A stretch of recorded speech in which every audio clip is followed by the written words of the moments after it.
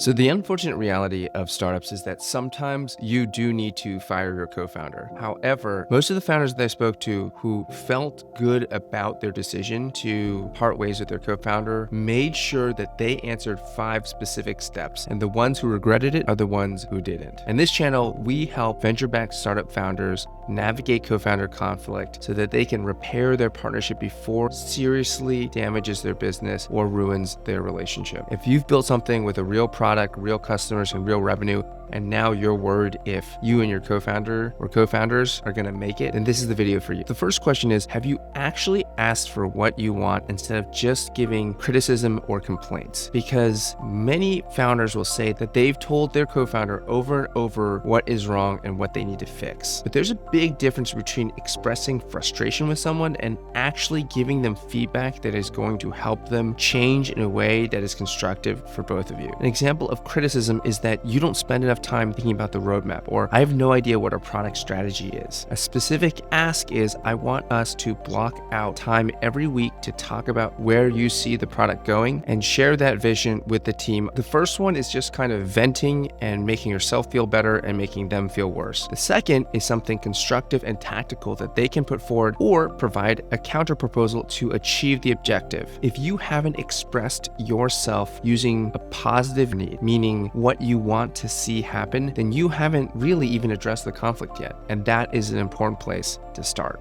But here is where it gets complicated, because it's not enough to simply ask for what you want to have change. There's a whole other side of this equation. The second question that you need to ask yourself before you consider firing a co-founder is, have I asked them for what they want or need? I've been working with one co-founding team that's experiencing conflict, and I had a long conversation with the CTO. She had a whole list of complaints and frustrations she had with the CEO, and to her credit, she even had specific agenda items for what she wanted to have changed. But when I asked her what the CEO thought about the situation and what she thought the CEO needed from her or from the rest of the team, she drew a blank. She genuinely didn't know. And that means that she's still wrapped up in her own experience. She's not seeing this as a bigger problem to be solved. She wanted a clear hierarchy and lanes of ownership. He wanted a flat structure where anyone could talk about anything with anybody. And when I asked her why he wanted that, she really didn't know. Until you understand what your co-founder's desires and needs are, especially in relation to the things that you're frustrated about, you can't solve this because you are missing a whole part of the equation. Ultimately, you can't diagnose a relationship problem that you haven't seen from all sides. Now, before I go any further, I don't know what kind of conflict you're facing with your team, but I've created this free co-founder conflict diagnostic quiz. It goes over the key archetypes and challenges that founders typically face in situations like this. Go ahead and take that.